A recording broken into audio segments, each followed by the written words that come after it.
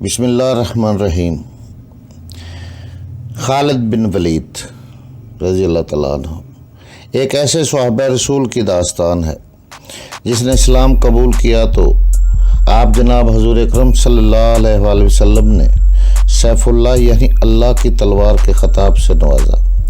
آپ چند ہزار مجاہدین اسلام کے ساتھ نکلے اور لاکھوں کی دشمن فوج کا مقابلہ کر کے اسلام کا پرچم کریا کریا نگر نگر سر بلند کیا۔ آپ کے نام سے اسلام دشمن قوتیں گھبرا جایا کرتی تھی۔ آپ جس ملک پر بھی حملہ کرتے وہاں فوجیں دوڑ جایا کرتی تھی۔ آپ کو ہمیشہ اللہ تعالیٰ نے عزت بخشی، آپ فتح یاب ہوئے۔ آپ کا نام ہمیشہ سنہری حروفوں میں لکھا گیا۔ تو آئے چلتے ہیں خالد بن ولید کی کہانی کی طرف۔ یہ ناول، یہ داستان ایمان فروز ہے۔ تو آئے چلیں۔ خالد بن ولید رضی اللہ عنہ، قسط نمبر 128 128۔ خالد رضی اللہ عنہ اور اس کے سواروں کو دیکھ کر رافع اور ان کے سواروں نے نعرے لگانے شروع کر دیے۔ خالد رضی اللہ عنہ نے بڑی تیزی سے دشمن کا اور رافع کے سواروں کا جائزہ لیا اور دونوں دستوں کو ضرورت کے مطابق ترتیب میں کر کے حملے کا حکم دے دیا۔ حملہ بھی شروع نہیں ہوا تھا کہ ایک گھوڑ سوار مسلمانوں کی صفوں سے نکلا اور گھوڑا سرپٹ دوڑاتا ہوا خالد رضی اللہ عنہ سے بھی آگے نکل گیا۔ اس کے ایک ہاتھ میں تلوار، دوسرے میں برچھی تھی۔ خالد رضی اللہ عنہ کو اس پر غصہ آیا اور انہوں نے چلا کر اسے پکارا، لیکن وہ رومیوں کی اگلی صف تک پہنچ چکا تھا۔ جسم کے لحاظ سے وہ موٹا تازہ نہیں تھا، اس کے سر پر سبز رنگ کا عمامہ تھا اور اس نے اپنا چہرہ پر ایک کپڑا باندھ کر چھپا رکھا تھا۔ اس کی صرف آنکھیں نظر آتی تھی۔ یہ خالد رضی اللہ عنہ ہے۔ رافع بن عمیرہ نے کہا، یہ جرت خالد رضی اللہ عنہ کے سوا کوئی نہیں کر سکتا۔ رافع ایک پہلو پر تھے جہاں سے خالد رضی اللہ عنہ نظر نہیں آتے تھے۔ خالد رضی اللہ عنہ نے حملہ روک دیا اور وہ رافع کے پاس گئے۔ رافع نے دیکھ کر حیران ہوئے۔ ابن ولید، رافع نے خالد رضی اللہ عنہ سے کہا، اگر وہ تو نہیں جو رومیوں پر اکیلا ٹوٹ پڑا ہے تو وہ کون ہے؟ میں یہی تجھ سے پوچھنے آیا ہوں، خالد رضی اللہ عنہ نے کہا۔ میں نے ابن الارزو کو اس حرکت سے روکا تھا۔ وہ دیکھ ابن ولید، رافع نے کہا، وہ جو کوئی بھی ہے ذرا دیکھ۔ وہ جو کوئی بھی تھا مسلمانوں کو بھی اور رومیوں کو بھی حیران کر رہا تھا۔ جو رومی اس کے سامنے آتا تھا وہ اس کی برچھی یا تلوار کا شکار ہو جاتا تھا۔ یہ سوار کہیں رکتا نہیں تھا۔ ایک ہاتھ میں تلوار، دوسرے ہاتھ میں برچھی ہونے کے باوجود اس نے گھوڑے کو اپنے قابو میں رکھا ہوا تھا۔ ایک رومی کو گرا کر وہ دور چلا جاتا، کوئی اس کے تعاقب میں جاتا تو یہ سوار یکلخت گھوڑے کو روک کر یا گھما کر اپنے تعاقب میں آنے والے کو ختم کر دیتا۔ خالد رضی اللہ عنہ بھی مورخوں کی تحریروں کے مطابق دم بخود ہو گئے تھے۔ ایک بار رومیوں کو گرا کر اس نے گھوڑا دور سے موڑا، خالد رضی اللہ عنہ کے قریب سے گزرا۔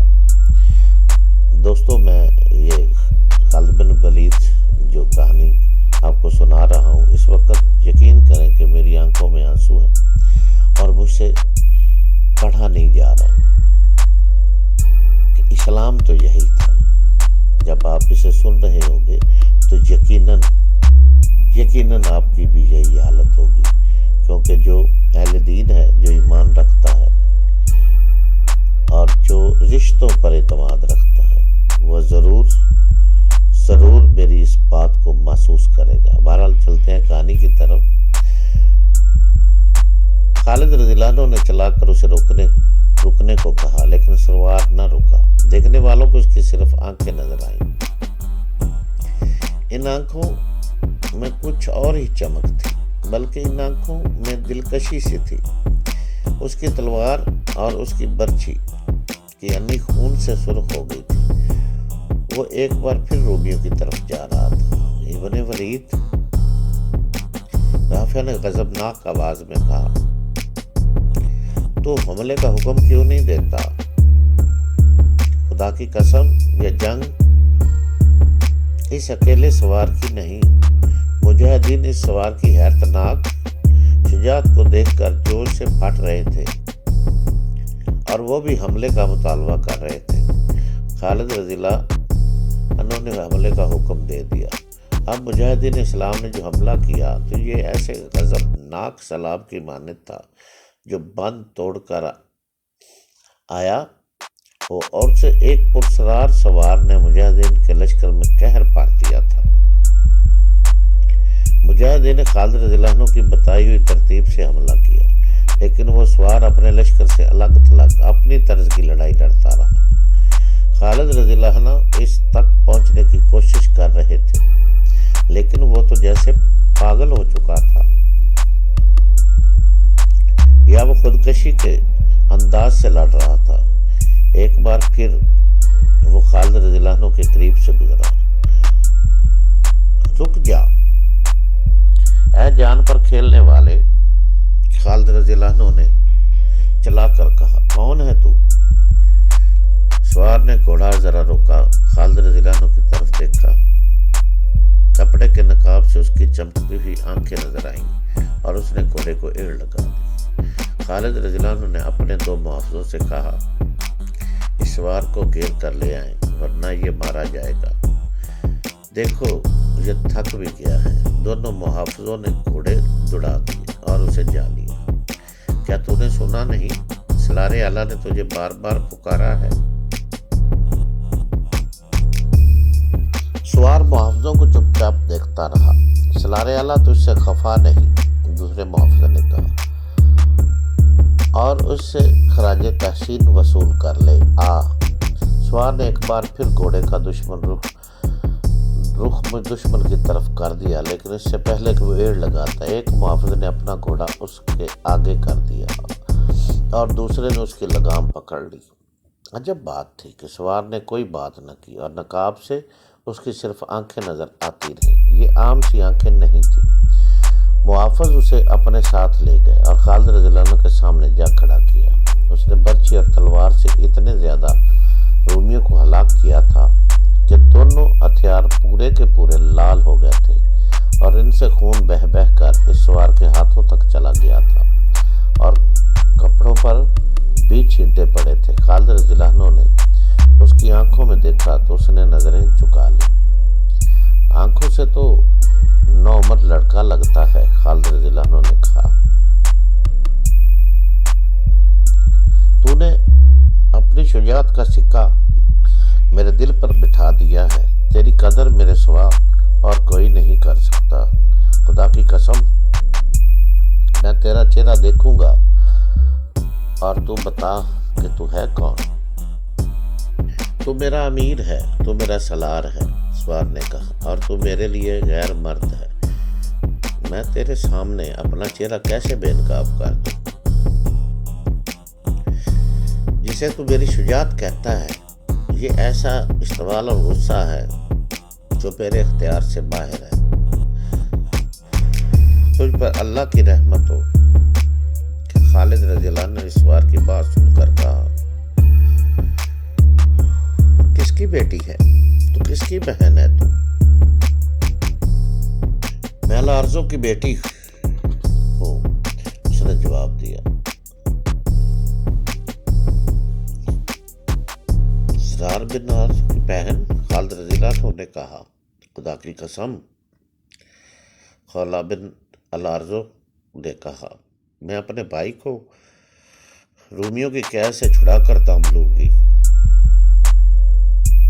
خوش نصیب ہے الارزو جس کے گھر میں زرار رضی اللہ عنہ جیسے بیٹے اور خولا جیسی بیٹی نے جنم لیا ہے۔ خالد رضی اللہ عنہ نے کہا، یہ لڑائی صرف تیری نہیں بنت الارزو، ہمارے ساتھ رہ اور دیکھ کہ ہم تیرے بھائی کو کس طرح رہا کراتے ہیں۔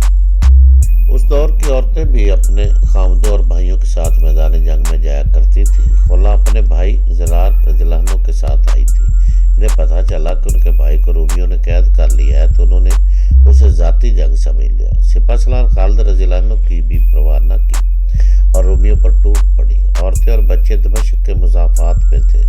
خلا وہاں سے خالد رضی اللہ عنہ کے 4000 سواروں کے پیچھے پیچھے چل پڑی تھی۔ جو ہی رومی اور مسلمان آمنے سامنے آئے، خلا نے گھوڑے کو ایڑ لگا دی اور رومیوں پر ٹوٹ پڑی۔ خلا نے ایسی مثال قائم کر دی جس نے مجاہدین اسلام کو نیا حوصلہ اور نیا ولولہ دیا۔ اب مسلمانوں کی نفری بھی زیادہ ہو گئی تھی اور قیادت خالد رضی اللہ عنہ کی تھی۔ خالد رضی اللہ عنہ کے ساتھ جو 4000 سوار گئے تھے وہ تازہ دم تھے۔ اس کے علاوہ پورا لشکر زرار رضی اللہ عنہ کے قیدی ہو جانے پر آگ بگولا تھا۔ رومیوں کے لیے اس حملے کو برداشت کرنا ناممکن ہو گیا۔ انہوں نے جم کر لڑنے کی کوشش کی لیکن خالد رضی اللہ عنہ کی چالوں اور اس کے لشکر کے غیظ و غضب کے سامنے رومی نہ ٹھہر سکے۔ رومیوں کی فوج چونکہ ایک منظم اور ترتیب یافتہ فوج تھی، اس لیے اس کی پسپائی بھی منظم تھی۔ اسے پسپا کرنے میں خالد رضی اللہ عنہ کو بہت زور لگانا پڑا۔ رومیوں کی پسپائی سے یہ مقصد تو پورا ہو گیا کہ دمشق کے دفاعی دستے کمک اور رسد سے محروم رہے۔ رومیوں کا یہ کمال تھا کہ جو رسد ساتھ لائے تھے وہ اپنے ساتھ ہی لے جا رہے تھے۔ اب دوسرا مقصد سامنے تھا اور وہ تھا زرار کی رہائی۔ اس مقصد کے لیے خالد رضی اللہ عنہ نے رومیوں کا تعاقب جاری رکھا۔ رومی اور تیز سے پسپا ہونے لگے۔ خالد رضی اللہ عنہ نے ہر داؤ کھیلا مگر رومیوں نے کوئی داؤ کامیاب نہ ہونے دیا۔ خالد رضی اللہ عنہ نے تعاقب کی رفتار کم نہ کی۔ ان کی کوشش یہ تھی کہ رومی کہیں رکنے نہ پائے۔ خالد رضی اللہ عنہ خود پیچھے رہ گئے۔ یہ بہن کا اظہار تھا جو اللہ نے قبول کیا اور یہ زرار رضی اللہ عنہ کا عشق رسول تھا جو اللہ کو اچھا لگا۔ زرار رضی اللہ عنہ کی سرفروشی کو اللہ نے نظر انداز نہ کیا۔ پتہ چلا کہ زرار رضی اللہ عنہ رومیوں کی قید میں زندہ ہیں۔ یہ خبر دینے والے 2 عربی تھے جو اس علاقے میں آ کر آباد ہوئے تھے۔ خالد رضی اللہ عنہ کے 2-4 سوار چھوٹی سی ایک بستی کے قریب سے گزرتے رک گئے۔ پانی پینا چاہتے تھے۔ بستی کے لوگ اس خیال سے خوفزدہ ہو گئے یہ فاتح فوج کے آدمی ہیں، اس لیے یہ لوٹ مار کریں گے اور جوان لڑکیوں پر ہاتھ ڈالیں گے۔ آبادی میں ہڑبڑ سی مچ گئی۔ 2 آدمی مسلمان سواروں کے پاس آئے۔ ہم بھی عرب کے باشندے ہیں، انہوں نے سواروں سے کہا۔ ہم مسلمان تو نہیں پھر بھی عرب کی مٹی کا واسطہ دے کر کہتے ہیں کہ ہماری خاطر بستی پر ہاتھ نہ اٹھائیں۔ تم نہ کہتے تو بھی ہم اس بستی کی طرف دیکھنا بھی گوارا نہ کرتے، ایک مسلمان سوار نے کہا۔ ان لوگوں سے کہو ہم سے نہ ڈریں، ہم تم سب کے محافظ ہیں، ہم پانی پی کر چلے جائیں گے۔ دونوں عربوں نے بستی کے لوگوں کو کہا کہ وہ ڈرے نہیں، اپنے اپنے گھروں میں رہے۔ ان عربوں نے سواروں کو اور ان کے گھوڑوں کو پانی پلایا۔ اس دوران وہ سواروں کے ساتھ باتیں بھی کرتے رہے۔ باتوں میں عربوں نے سواروں کو بتایا کہ ایک گھوڑے پر رومیوں نے ایک آدمی کو باندھ رکھا تھا۔ اس کا سر ننگا تھا اور قمیض بھی نہیں تھی اور اس کے ایک بازو پر پٹیاں بندھی ہوئی تھی۔ اسے انہوں نے یہاں پانی پلانے کے لیے روکا تھا۔ ایک عرب نے بتایا وہ تمہارا ساتھی معلوم ہوتا ہے۔ مسلمان سواروں کو شک نہ رہا کہ یہ زرار رضی اللہ عنہ تھے۔ سواروں نے ان عربوں سے مزید معلومات لی۔ زرار رضی اللہ عنہ کے ساتھ تقریباً 100 رومی تھے۔ وہ رومی لشکر کی پسپائی سے بہت پہلے وہاں سے گزرے تھے اور وہ حمص کی طرف جا رہے تھے۔ مسلمان سواروں نے اپنے ایک ساتھی سے کہا کہ وہ پیچھے جا کر سپہ سالار کو زرار بن الارض کے متعلق یہ اطلاع دے۔ الحمدللہ، خالد رضی اللہ نے یہ خبر سن کر کہا زرار زندہ ہے اور وہ زندہ رہے گا۔ انہوں نے اسے قتل کرنا ہوتا تو کر چکے ہوتے۔ وہ اسے اپنے بادشاہ کے پاس لے جا رہے ہیں، ابن عمیرہ کو بلاؤ۔ رافع بن عمیرہ آئے تو خالد رضی اللہ نے انہیں زرار کے متعلق جو اطلاع ملی تھی پوری سنا کر کہا وہ 100 سوار چن لیں جو جان پر کھیلنے والے 100 شہ سوار ہو، انہیں ساتھ لے کر حمص کی طرف ایسا راستہ اختیار کرے جو راستہ نہ ہو، مطلب یہ تھا کہ راستہ چھوٹا کر کے حمص کی طرف جائیں اور ان 100 رومیوں کو روکیں اور ابن الارض کو رہا کرائیں۔